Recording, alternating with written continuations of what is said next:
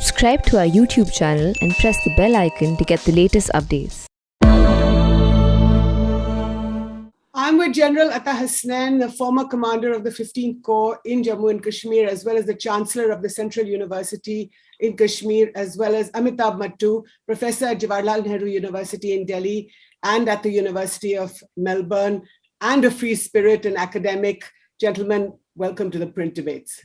Both of you know Jammu and Kashmir well, so I will start right away. In the last fortnight, there have been 7 civilians have been killed in the Kashmir Valley, 5 of them minorities, 2 Sikhs, 3 Hindus, a terrible, terrible fortnight. General Hasnain, can I ask you to come in first with your comments? Thank you, Jyoti, first of all, for inviting me to your show.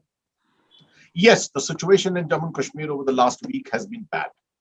Was it expected? I would say yes, to an extent. Events which were taking place in Afghanistan, well, people were reading too much into them, perhaps the immediate effect on Jammu and Kashmir. I would say from Afghanistan, an inspirational wind of, issues coming into Jammu and Kashmir, creating some kind of an inspiration among the disparate elements which are trying to become relevant all over in Jammu and Kashmir.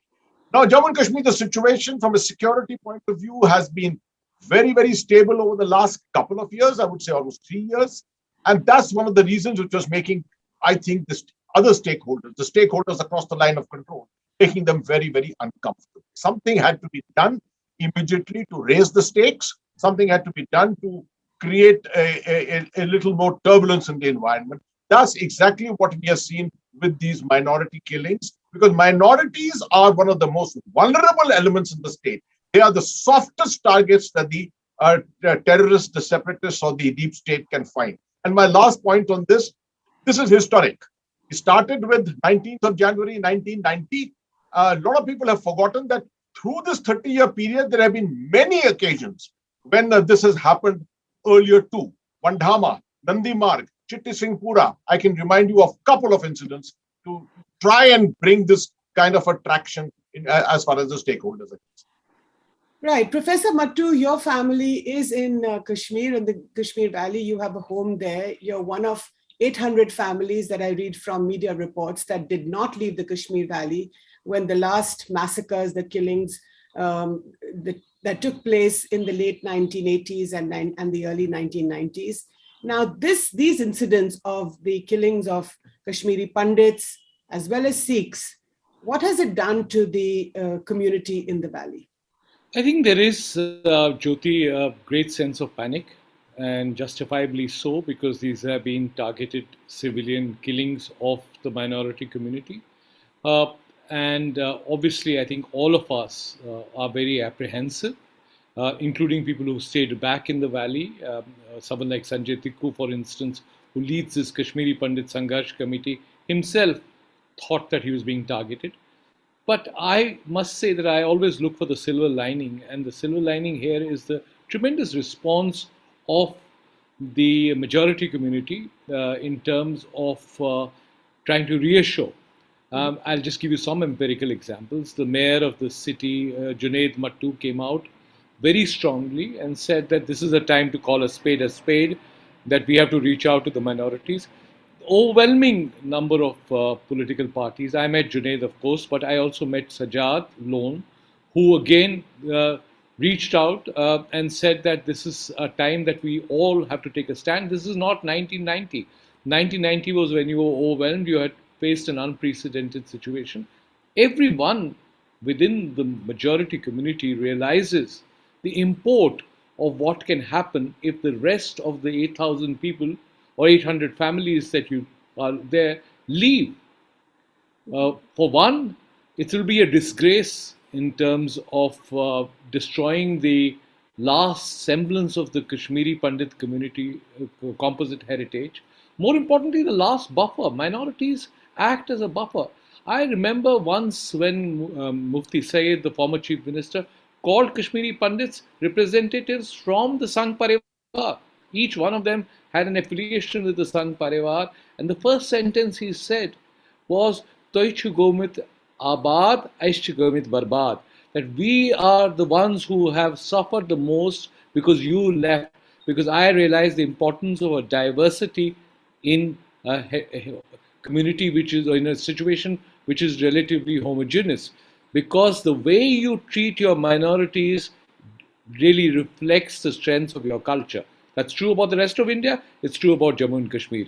The only minorities left in Kashmir were to leave, it'll be a black stain on the majority, as indeed would be the fact that if the Muslims in the rest of India feel vulnerable in a situation in the rest of India.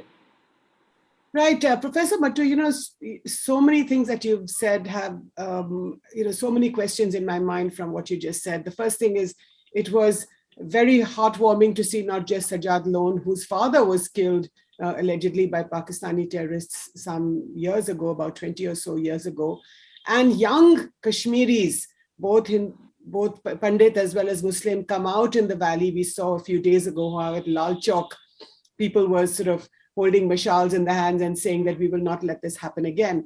And Shraddha Bindru, the daughter of Mr. Bindru, the pharmacist, the endocrinologist who was killed, also said, I don't think we have any reason to leave. I have my people here. But General Hasnain, the question that Professor Mattoo raises about minorities being protected by the majority community. Now that is a lesson that's true for all of India, wouldn't you say? Absolutely. Jyoti, first of all, let me compliment Professor Amitabh Mattoo for this intervention of his. I think he put it across marvelously. Absolutely. That's the way, that's the spirit with which we got to see this event. There are people sitting across the line of control who want the Kashmiri Pandits to leave. They want the Sikhs to leave because they want to destroy the composite culture, because they know that the composite culture of the Kashmir area is closest to India's concept of secularism and acceptance and tolerance. If you destroy that, Kashmir will come into line with the obscurantist thinking which exists in Pakistan and beyond.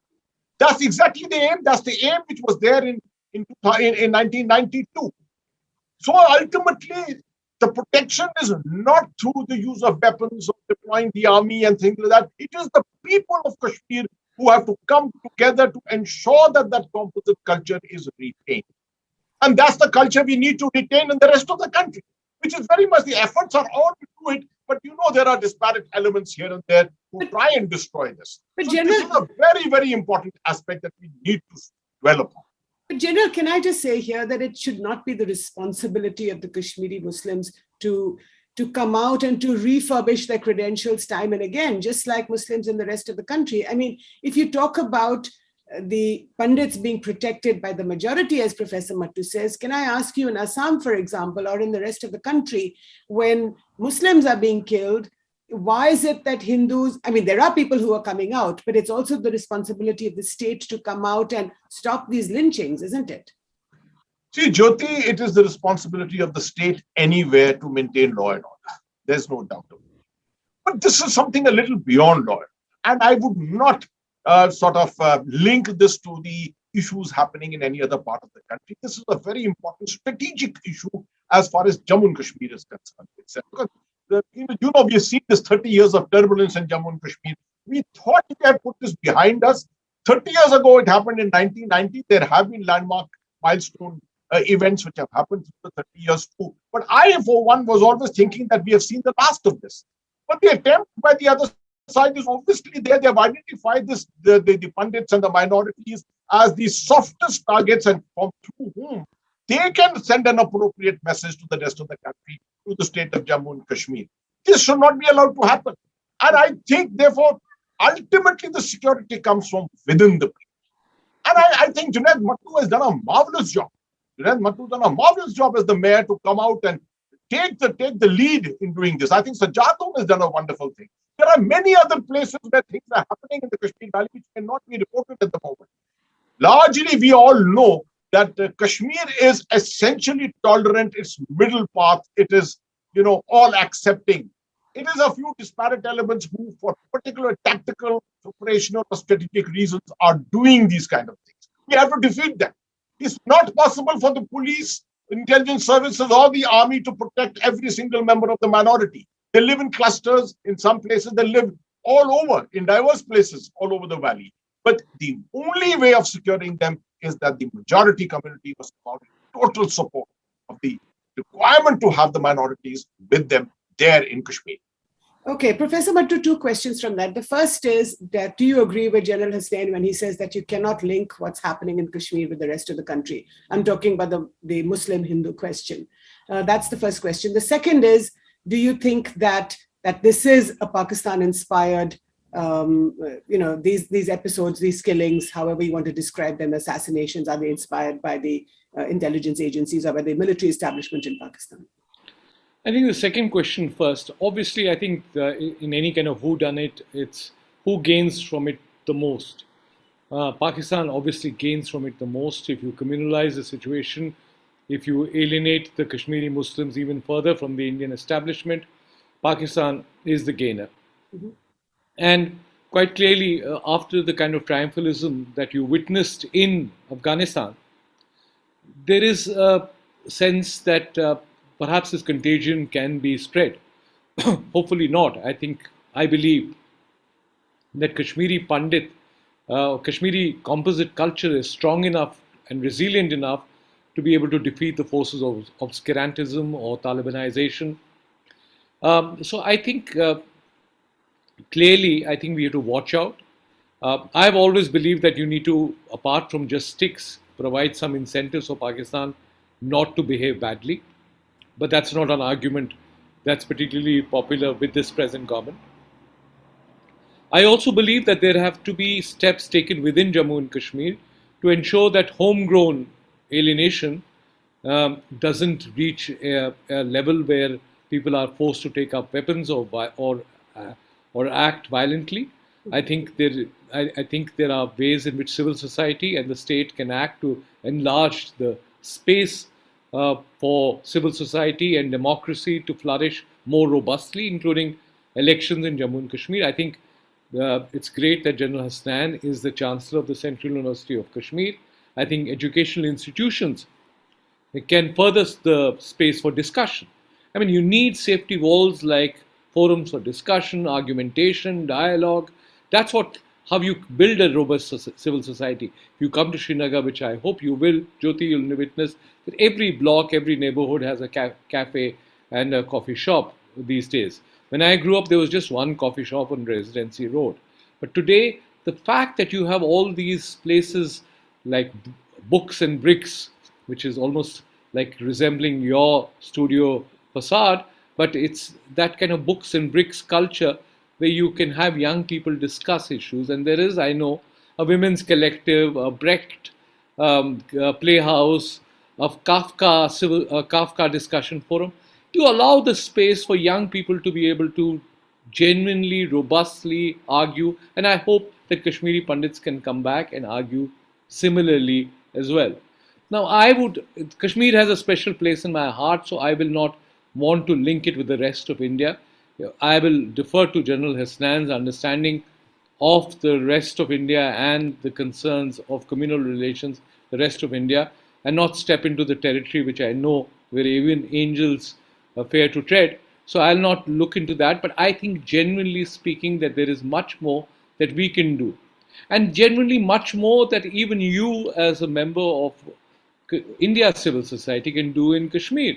I mean, have these discussions in Srinagar, have these discussions in platforms like the Central University of Kashmir. I'm sure General Hasnain, obviously no longer with the same kind of authority that he would wield as a GOC&C of the 15th Corps, but as a Chancellor of the Central University, if we were to give some degree of directions to the Vice Chancellor and the heads of departments, you could have more discussions, more forums like the one that we are doing virtually here in Srinagar.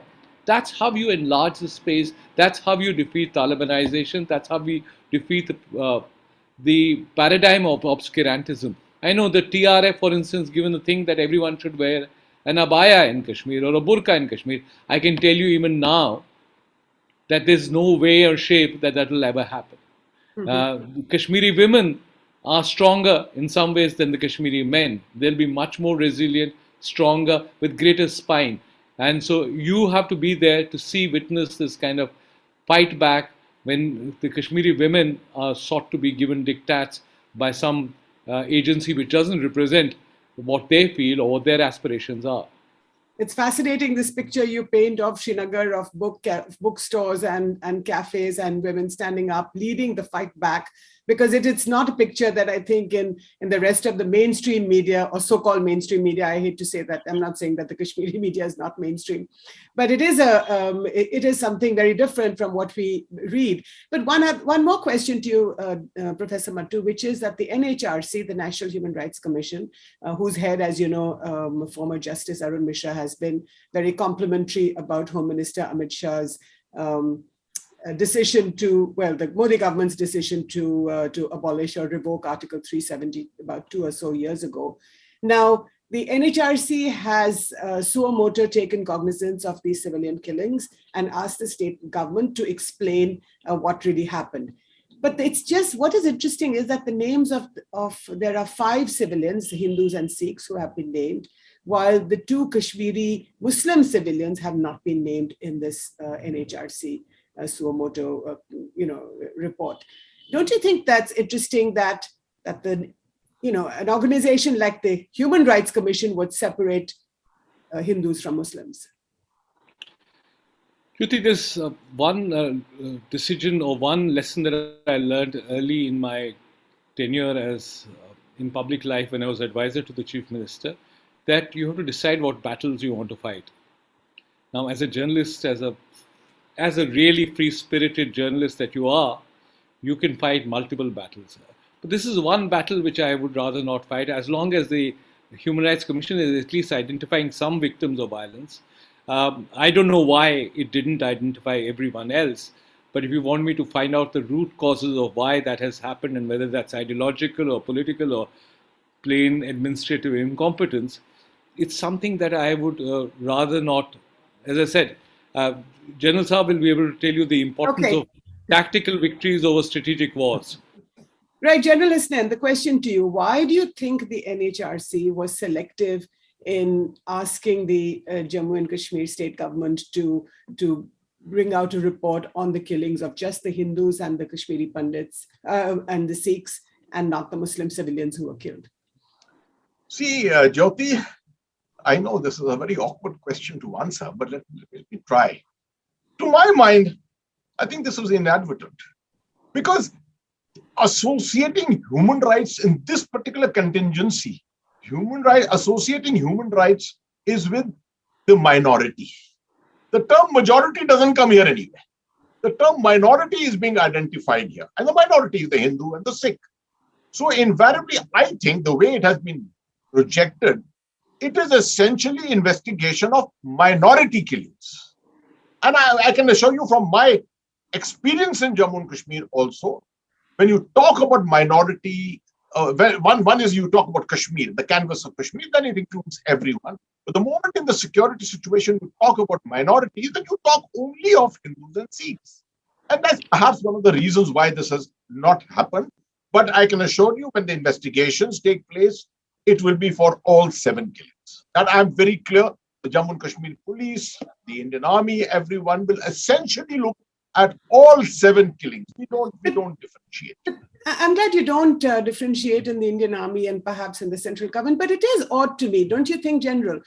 In death, everybody's equal. When I'm alive, I may be Hindu or you may be Muslim and somebody else may be, an atheist, for example. The Constitution of India allows us to be of any religion or not any religion that we choose to be. So in death, why would the National Human Rights Commission, it's very, very odd to me that they would differentiate between, 2 religions or people of 2 religions. See, Jyoti, I'm sure you will agree. I'm sure Professor Amitabh Mattoo will agree with me.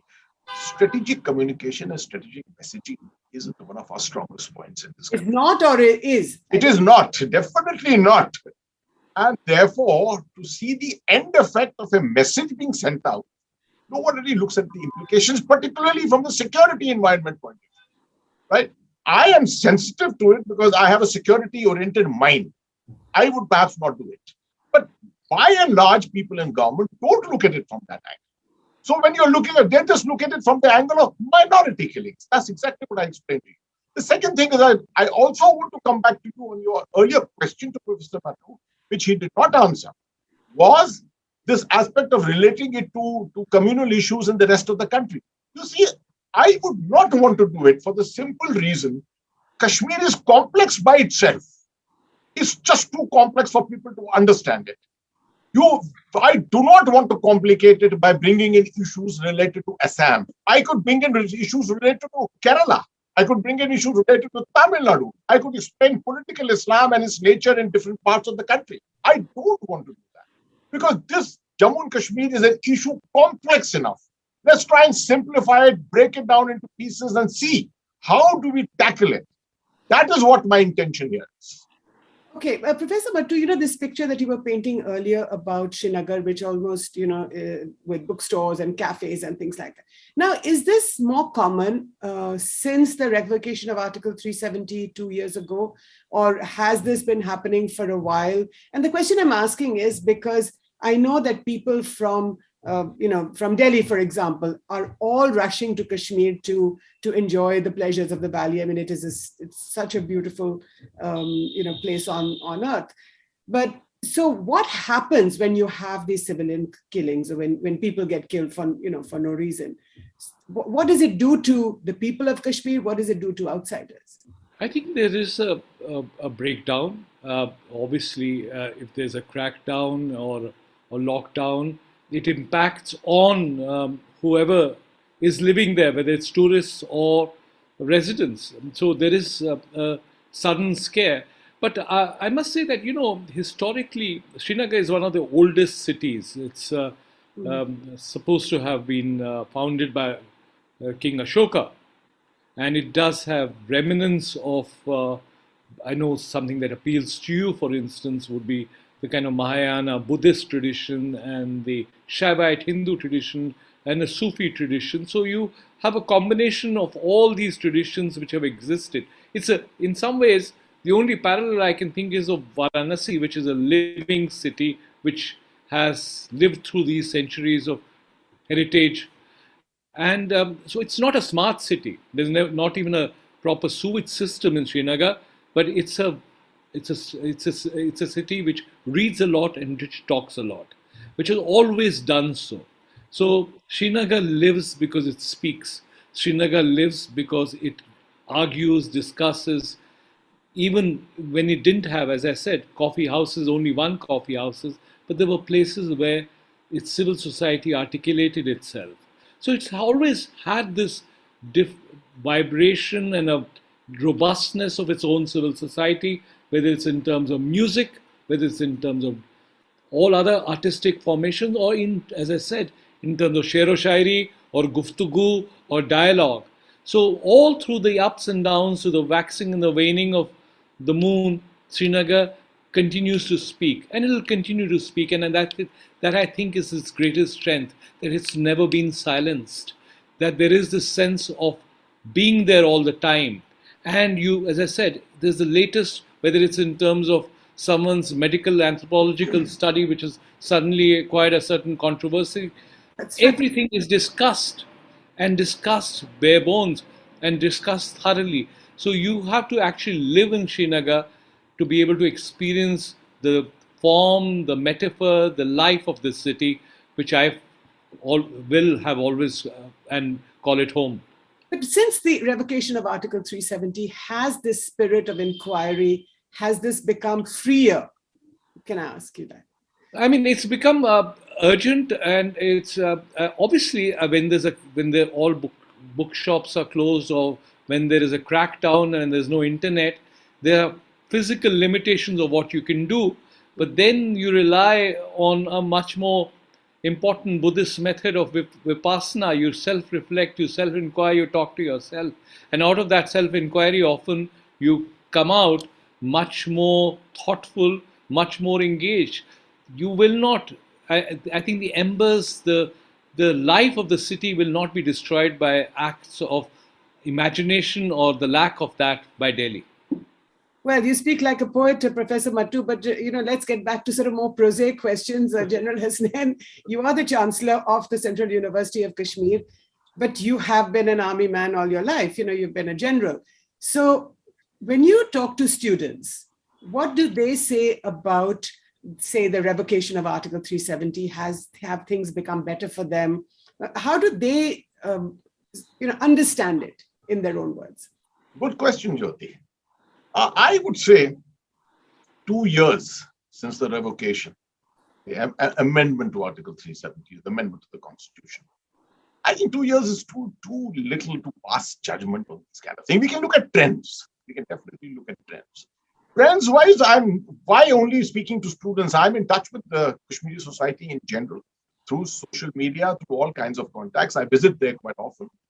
I can assure you, no one can say that everything has been resolved. No one can say that. But yes, definitely one thing is their street turbulence has come to an end. The security situation is far better. Whether there were lots and lots of fence sitters. Whether the fence sitters have switched over to our side of the boundary, I cannot say yet. It will take a fair amount of time. We are still going through the process. We are not even, the political activity is at a low key at the moment. When we see it enhancing, it perhaps get a greater trend at that time. But I want to go along more with Professor Amitabh Mattoo. You see, every word he's spoken is true. And it reflects exactly my thinking.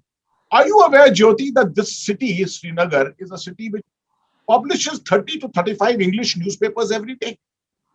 More than Delhi. Delhi doesn't have that many. And if you look at the editorials, if you look at the op-eds, one more outstanding than the other. You can't find a flaw in the language there. That's the kind of thing. And ideas, thoughts, poetry or literature, all kinds of things. This is what he's alluding to exactly. You see, a lot of people, that's why they wonder, how am I a general? A general doesn't only look at resolving problems with the AK-47. Remember that. A general, the best thing about generalship is to win a war without fighting. And without fighting a war, I would always look at winning this war, this country. And that is going to the people. Understanding, creating the environment, what he's talking about is exactly what we need. Creating the environment, creating a situation in which inquiry can be done without any remorse, without any comebacks, anything like that. Debates can happen. All this was missing. And let me tell you, all those obscurantists sitting on the other side of the line of control or anywhere else, this is what they wanted. They wanted this spirit of inquiry to be not existent in Kashmir at all. Because they know that this is so close to Indian democracy. They know it is so close to the Indian middle path secular system. And if this persists, then Kashmir can never be a part of Pakistan or anything. That is why I agree with him entirely on this. And this is the methodology. You have to create the right environment. You have to create the right environment to make sure that through outreach to the people, putting balm on the wounds, etc., this is how you have to move forward. Right, going forward, and that's the last question to both of you. Professor Mattoo, you talked earlier about incentives to the people of Kashmir on, when you talked about this healing process. What exactly do you mean? I think at multiple levels. General Hasnain was the Corps commander, and he reached out to the people, and the idea was to win the hearts and minds through Sadbhavna and other initiatives. But they clearly, the fact is that there is a great deal of angst within the valley, and that angst needs some form of redressal, whether it's in terms of early elections, restoration of statehood. These are kind of institutional categories, but enlarging the space for debate and discourse is clearly one other thing. Also, in terms of governance and economic development, the promise of Jammu and Kashmir, or the promise of Kashmir, remains just the promise of Kashmir. There is no Davos, which you can see in evidence right now. That was the promise given. So hopefully, I think many of the ideas that, we're not short of ideas, Jyoti. We know exactly what we want to do, what we need happening in Kashmir. It's just that we need to have the humility and the desire and the will and inclination to be able to implement it. After all, reaching out requires a certain degree of humbleness, right, of a recognition that we need to make friends and put a balm, as you said. So that, I think, can happen at multiple levels. Frankly, I wish, without complimenting General Hasnain, publicly because I'd rather do that behind his back. Someone like him would be given the task of reaching out because he has a huge institutional repository of wisdom. He's done that in the past. It's time that I think we have people like him in charge of reaching out. Right, the man from Uttar Pradesh, General Hasnain, whose heart clearly belongs in Kashmir. General, you have the last word on going forward. What do you think should be done? Jyoti, it's a question of taking a little bit of a risk. First, let me thank Professor Amitabh Mattoo for his confidence in my abilities. We've interacted a lot in the past, and his advice has been very well taken always. But I think a little bit of risk taking will have to be done. What is happening is that as we go along in this situation, you find new threats building up. You find Afghanistan now, for example, emerging. You find a change of, some kind of a change of spirit, etc. in Pakistan. Tomorrow, if the LOC ceasefire goes up in flames, you find a change in situation. You'll find some infiltrations taking place. All this puts us under threat. Yeah. And what happens is then we start looking at this from a very, very securitized kind of a prism. That's a very awkward thing for a general to say. But I am primarily looking at the end result. I'm looking at objectively at what I want to achieve: stabilization of society, integration of the last man in Jammu and Kashmir. My aim, which I used to tell my officers and my men always, was when the last Kashmiri says Jai Hind to me, that is the day when we can say India has won this conflict. But that's exactly what I want to work towards. Infuse that confidence in the Kashmiris and tell them that they are very much part of this country. They don't have to feel alienated anywhere. Things of the past don't have to be remembered. We have a future to do. Right. General Ata Hasnain and Professor Amitabh Mattoo, thank you so much for your time, for speaking to the print debates and for going behind the scenes and explaining to us the situation on the ground and your ideas on how to fix the problem in the valley. Thank you again for your time. Thank you.